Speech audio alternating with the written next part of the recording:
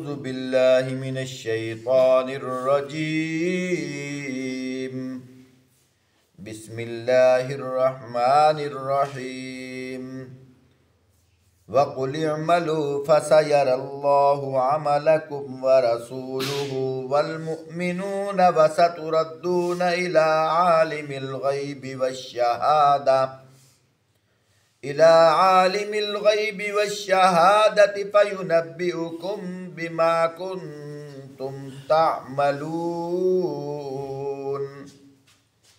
اے نبی صلی اللہ علیہ وسلم ان لوگوں سے کہہ دو کہ تم عمل کرو، اللہ اور اس کے رسول اور مومنین سب دیکھتے ہیں کہ تمہارا طرز عمل اب کیا رہتا ہے، پھر تم اس کی طرف پلٹائے جاؤ گے جو کھلے اور چھپے سب کو جانتا ہے، وہ تمہیں بتا دے گا کہ تم کیا کرتے رہے ہو۔ وآخرون مرجون لأمر اللہ اما يعذبهم وإما يتوب عليهم واللہ علیم حکیم۔ اور کچھ دوسرے لوگ ہیں جن کا معاملہ ابھی اللہ کے حکم پر ٹھہرا ہوا ہے، چاہے انہیں سزا دے چاہے ان پر اثر نو مہربان ہو جائے، اللہ سب کچھ جاننے والے ہیں، حکیم ہے اور دانا ہے۔ والذین اتخذوا مسجدا ضرارا وکفرا وتفریقا بین المؤمنین وارصادا لمن حارب اللہ ورسولہ من قبل وَلَيَحْلِفُنَّ إِنْ أَرَدْنَا إِلَّا الْحُسْنَى وَاللَّهُ يَشْهَدُ إِنَّهُمْ لَكَاذِبُونَ۔ کچھ اور لوگ ہیں جنہوں نے ایک مسجد بنائی اس غرض کے لیے کہ دعوت حق کو نقصان پہنچائے اور اللہ کی بندگی کرنے کی بجائے کفر کریں اور اہل ایمان میں پھوٹ ڈالیں، اور اس بغیر عبادت گاہ کو اس شخص کے لیے کمین گاہ بنائیں جو اس سے پہلے اللہ اور اس کے رسول کے خلاف برسر پیکار ہو چکا ہے۔ وہ ضرور قسمیں کھا کھا کر کہیں گے کہ ہمارا ارادہ تو بھلائی کے سوا کسی دوسری چیز کا نہ تھا، مگر اللہ گواہ ہے وہ قطعی جھوٹے ہیں۔ لا تقم فیہ ابدا لمسجد اسس علی التقوی من اول یوم احق ان تقوم فیہ رجال یحبون ان یتطہروا واللہ یحب المطہرین۔ تم ہرگز اس عمارت میں کھڑے نہ ہونا جو مسجد اول روز سے تقوی پر قائم کی گئی تھی، وہی اس کے لیے زیادہ موضوع ہے کہ تم اس میں عبادت کے لیے کھڑے ہو۔ اس میں ایسے لوگ جو پاک رہنا پسند کرتے ہیں اور اللہ کو پاکیزگی اختیار کرنے والے ہی پسند ہیں۔ افمن اسس بنیانہ علی تقوی من اللہ ورضوان خیر ام من اسس بنیانہ علی شفا جرف ہار فانہار بہ فی نار جہنم واللہ لا یہدی القوم الظالمین۔ پھر تمہارے کیا خیال ہے کہ بہتر انسان وہ ہے جس نے اپنی عمارت کی بنیاد اللہ کے خوف اور اس کی رضا کی طلب پر رکھی ہو، یا وہ جس نے اپنی عمارت کی بنیاد گر جانے والی کھائی کے کنارے پر رکھی اور وہ اسے لے کر سیدھی جہنم کی آگ میں جا گرے۔ فرمایا ایسے ظالم لوگوں کو اللہ کبھی سیدھا راہ نہیں دکھاتے۔ لا یزال بنیانہم الذی بنوا ریبۃ فی قلوبہم الا ان تقطع قلوبہم واللہ علیم حکیم۔ یہ عمارت جو انہوں نے بنائی ہے ہمیشہ ان کے دلوں میں بے یقینی کی جڑ بنی رہے گی جس کے نکلنے کی اب کوئی صورت نہیں، بس سوا اس کے کہ ان کے دل ہی پارا پارا ہو جائیں۔ اللہ نہایت باخبر حکیم اور دانا ہے۔ محترم سامعین، ان آیات کے اندر میں پہلے حوالہ بھی دے دوں، آیت نمبر 101، 11واں پارہ سورۃ التوبہ۔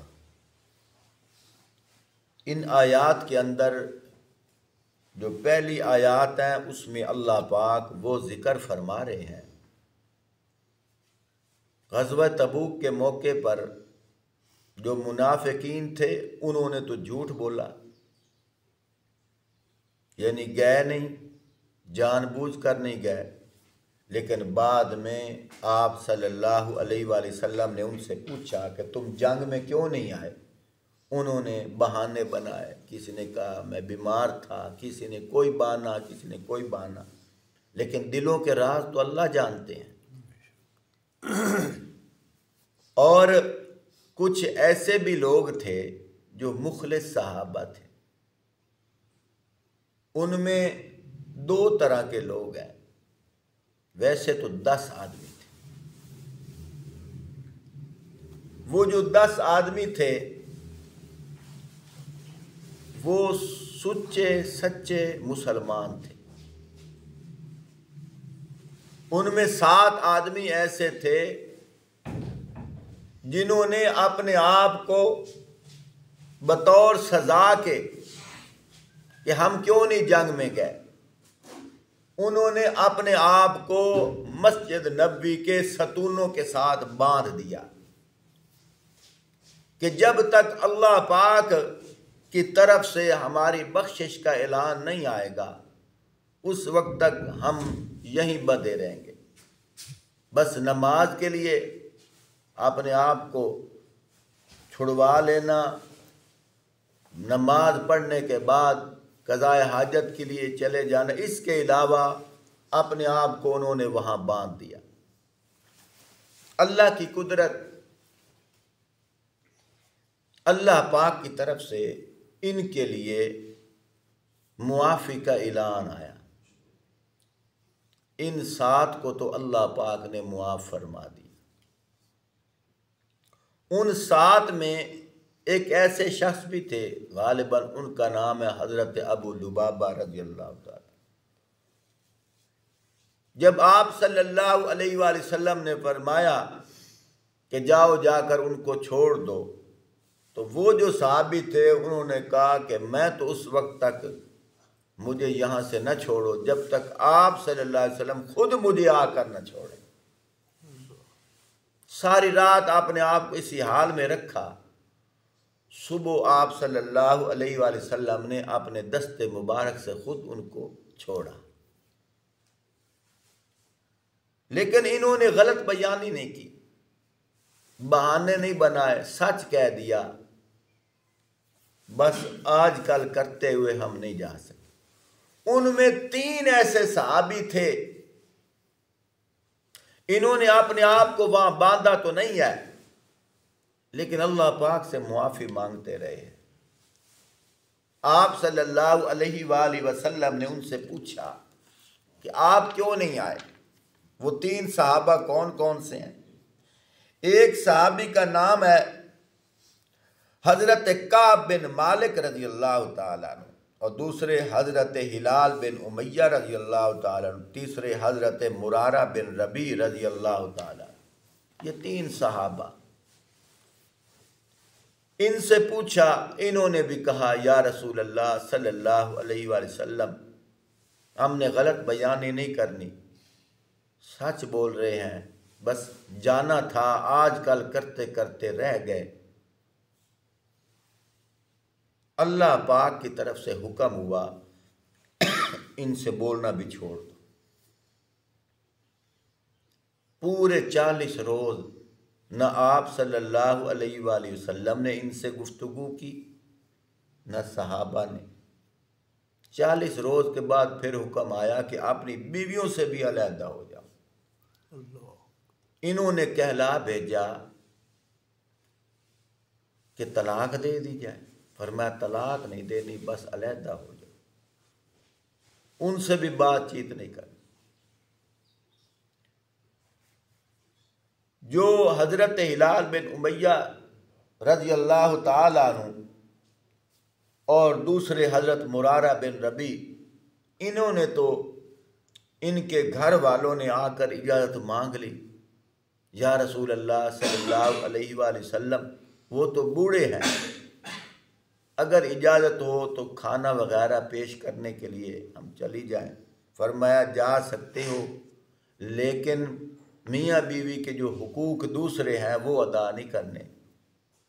انہوں نے عرض کی یا رسول اللہ صلی اللہ علیہ وآلہ وسلم، جب سے یہ معاملہ پیش آیا ادھر تو ان کا کبھی خیال بھی نہیں کیا۔ لیکن حضرت کعب بن مالک رضی اللہ تعالیٰ عنہ سے بھی کہا گیا کہ اگر آپ سفارش کروا لیں تو اجازت مل جائے گی۔ کہا کہ نہیں، میں تو نوجوان ہوں، وہ تو بوڑھے تھے۔ تو پورے 50 روز اسی حال میں رہے۔ بہرحال اس کی میں نے تفصیلی بات کی تھی ایک دن، تو اللہ پاک نے ان کو بھی معاف فرما دیا۔ باقی جو منافقین تھے ان کے بارے میں اللہ پاک نے معافی کا اعلان نہیں کیا۔ اور دوسرا واقعہ ایک اور ہے، وہ واقعہ یہ ہے، یہ جو منافقین ہیں انہوں نے جہاں مسجد قباء ہے اس کے قریب ایک مسجد تعمیر کر دی۔ وہ مسجد تعمیر کیوں کی؟ وہ مسجد اس لیے تعمیر کی کہ حضرت حنظلہ رضی اللہ تعالیٰ عنہ، جن کو غسیل ملائکہ بھی کہا جاتا ہے، ان کا والد نصرانی تھا۔ اس کے والد نے عیسائیوں سے مل کر مشورہ کیا کہ مسلمانوں کو کس طرح کمزور کیا جائے۔ انہوں نے کہا کہ اس طرح کمزور کیا جائے، وہاں کوئی ایسے بیٹھک بناؤ جس میں ان کے ساتھ مشورہ کیا کرو، یہ جو منافقین ہیں۔ انہوں نے کہا ہم کوئی اور بنائیں گے تو یہ تو مخالفت کریں گے، ہم اس طرح کرتے ہیں مسجد کا نام دے دیتے ہیں۔ انہوں نے ظاہری طور پر عبادت خانے کا نقشہ بنا دیا، مسجد بنا دی، اس کا نام رکھا مسجد زرار۔ اللہ کی قدرت، منافقین میں سے کچھ لوگ آپ صلی اللہ علیہ وآلہ وسلم کے پاس گئے، یا رسول اللہ صلی اللہ علیہ وآلہ وسلم، ہم نے مسجد اس لیے تعمیر کی ہے، اب یہاں دیکھو دلوں کے حالات کون جانتا ہے۔ میں دوبارہ قرآن پڑھوں گا، بڑی باریکی کی بات کر رہا ہوں۔ انہوں نے کیا کہا؟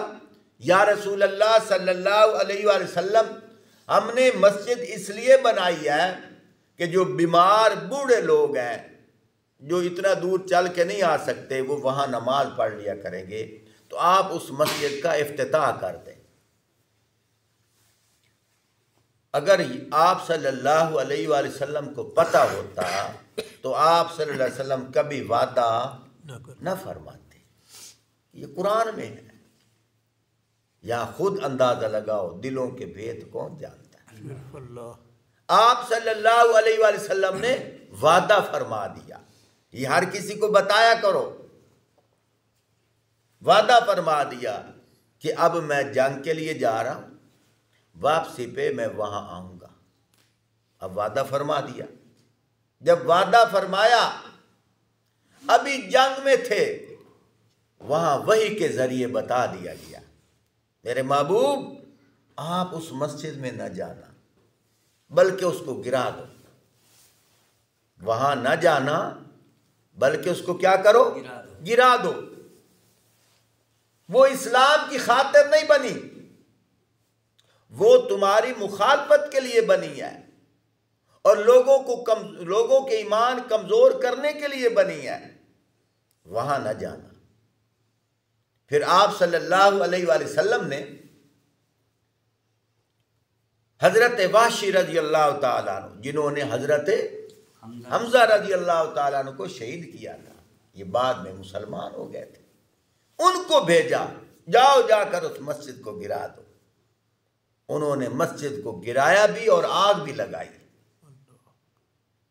یہاں ایک اور بات قابل غور ہے، اکثر نوجوان یہ مسئلہ ہم سے پوچھتے ہیں، قاری صاحب میلے تے جانا چاہیے کہ نہیں؟ جب بتایا جائے کہ جانا حرام ہے، وہاں مضرے ہوتے ہیں، ڈانس ہوتے ہیں، قاری صاحب آپ صلی اللہ علیہ وسلم کا فرمان ہے جس سے وعدہ کرو پورا کرو، وعدہ خلافی۔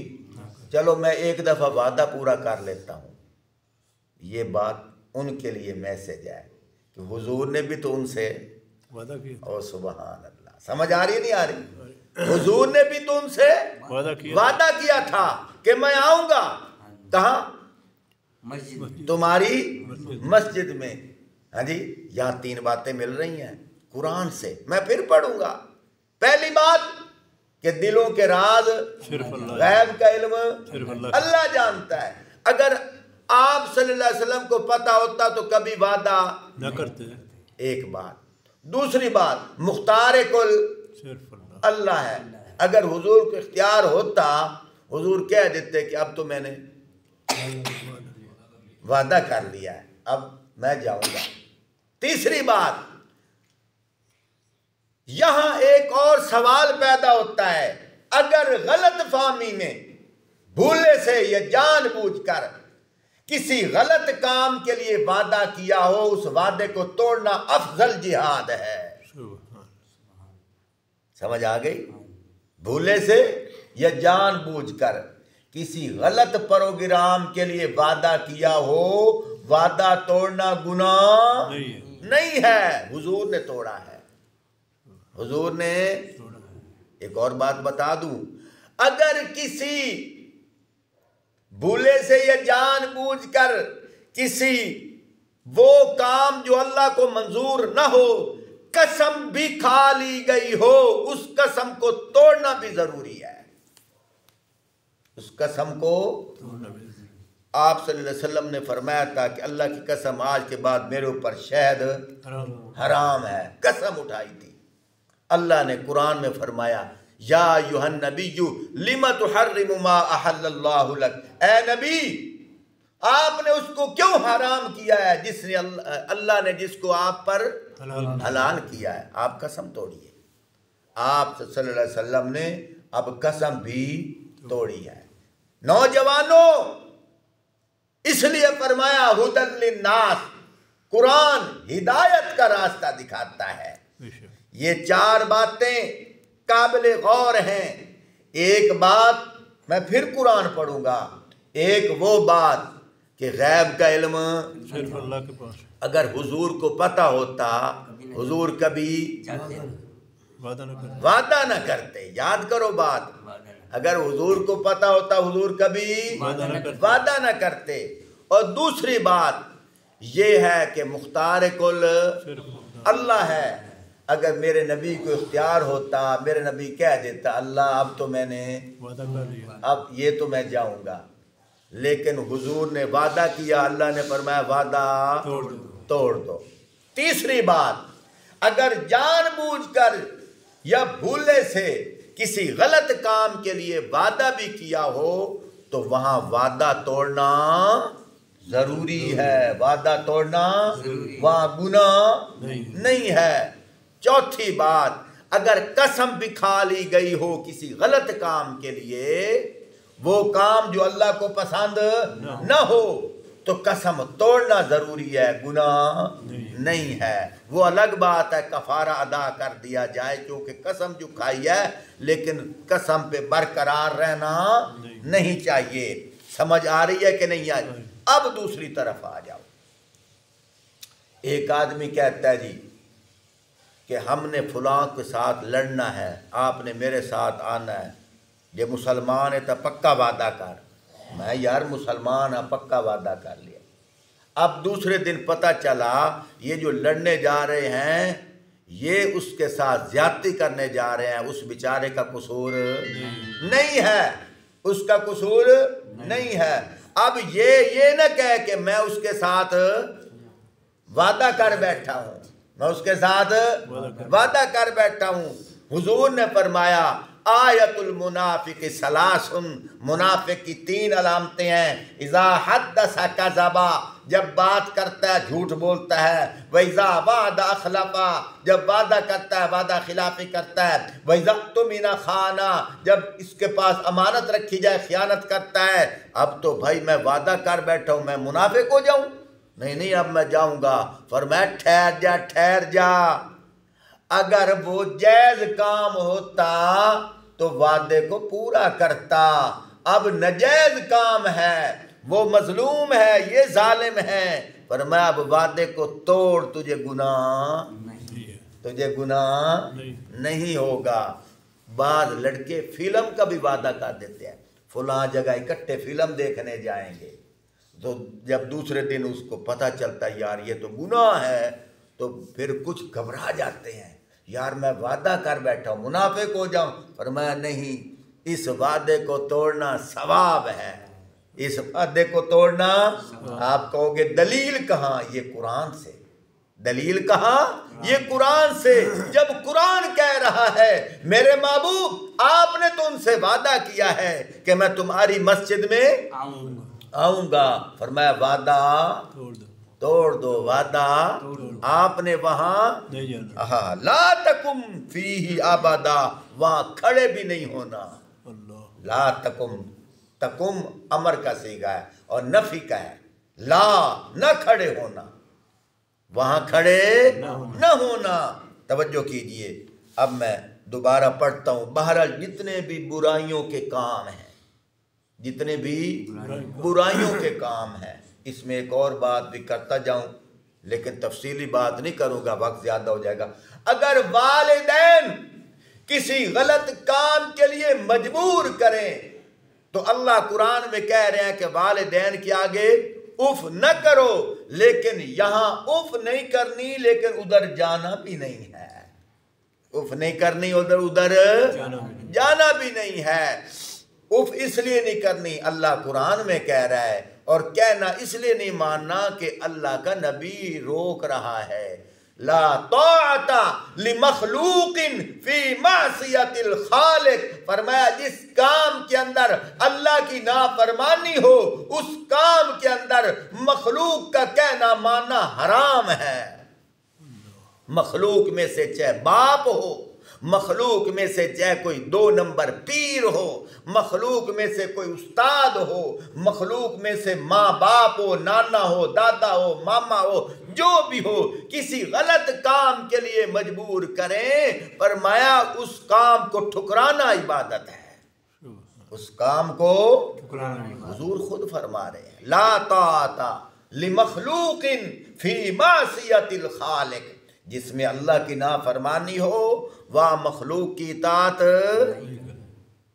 چھوٹا سا واقعہ سنا دوں۔ ایک صحابی تھے، ان کی والدہ کافرہ تھی، اس نے کہا تھا کہ اپنے اس دین کو چھوڑ دے، جس دین پہ تو ہے نا اس دین کو چھوڑ دے، نہیں تو میں روٹی نہیں کھاؤں گی۔ ایک دن پورا گزر گیا، کھانا نہیں کھایا، دوسرا دن گزر گیا، کھانا، تیسرا دن بھوک سے مر رہی تھی۔ ادھر سے وہ صحابی آ گئے، یا رسول اللہ صلی اللہ علیہ وسلم، ادھر سے تو آپ نے فرمایا ہے الجنت تحت اقدام الامہات، کہ اللہ پاک نے جنت ماؤں کے قدموں کے نیچے رکھی ہے۔ یا رسول اللہ اب ادھر دیکھتا ہوں تو ماں ناراض ہو رہی ہے، ادھر دیکھتا ہوں تو دین ہے، میں کس طرف جاؤں؟ آپ صلی اللہ علیہ وسلم نے فرمایا، وہ کیا کہتی ہے یا رسول اللہ؟ وہ کہتی ہے جب تک اس دین کو نہیں چھوڑے گا میں کھانا نہیں کھاؤں گی، بھوک سے مر جاؤں گی، لوگ ساری زندگی تجھے ملامت کریں گے۔ آپ صلی اللہ علیہ وسلم نے فرمایا لا طاعت لمخلوق فی معصیت الخالق، جس کام کے اندر اللہ کی نافرمانی ہو اس کام کے اندر کسی کا کہنا نہیں ماننا چاہیے۔ فرمایا اگر تو اس کام کے لیے اپنی امی کا کہنا نہیں مانے گا تجھے گناہ نہیں ہوگا۔ بس مانا کرتا ہوں، دعا کرتا ہوں، توجہ کیجئے۔ اللہ پاک فرما رہے ہیں والذین اتخذوا مسجدا ضرارا وکفرا وتفریقا بین المؤمنین وارصادا لمن حارب اللہ ورسولہ من قبل ولیحلفن ان اردنا الا الحسنى واللہ یشہد انہم لکاذبون۔ فرمایا کچھ اور لوگ ہیں جنہوں نے ایک مسجد بنائی اس لیے کہ دعوت حق کو نقصان پہنچائے، اللہ کی بندگی کرنے کی بجائے کفر کریں اور اہل ایمان پہ پھوٹ ڈالیں، اس بغیر عبادت گاہ کو اس شخص کے لیے کمین گاہ بنائیں جو اس سے پہلے اللہ اور اس کے رسول کے خلاف برسر پیکار ہو چکا ہے۔ فرمایا کہ لا تقم فیہ ابدا لمسجد اسس علی التقوی من اول یوم احق ان تقوم فیہ رجال یحبون ان یتطہروا واللہ یحب المطہرین۔ اللہ پاک فرما رہے ہیں، فرمایا کہ اللہ اکبر، فرمایا وہ ضرور قسمیں کھا کر کہیں گے کہ ہمارا ارادہ تو بھلائی کے سوا کسی دوسری چیز کا نہ تھا، مگر اللہ گواہ ہے کہ وہ قطعی جھوٹے ہیں۔ اللہ خود فرما رہے ہیں وہ کون ہیں؟ جھوٹے ہیں۔ فرمایا تم ہرگز اس عمارت میں کھڑے نہ ہونا جو مسجد اول روز سے تقوی پر قائم کی گئی ہے، وہی آپ کے لیے موضوع ہے۔ آپ اس میں عبادت کے لیے کھڑے ہوں، اس میں ایسے لوگ جو پاک رہنا پسند کرتے ہیں، اللہ کو پاکیزگی اختیار کرنے والے ہی پسند ہیں۔ یا خود اندازہ لگاؤ کہ آپ صلی اللہ علیہ وسلم نے وعدہ کرنے کے باوجود جب اللہ نے منع کیا، حضور نے وعدہ بھی توڑ دیا، حضور نے وعدہ بھی توڑ دیا۔ ہمیں سبق مل رہا ہے، اللہ ہمیں سمجھنے کی توفیق عطا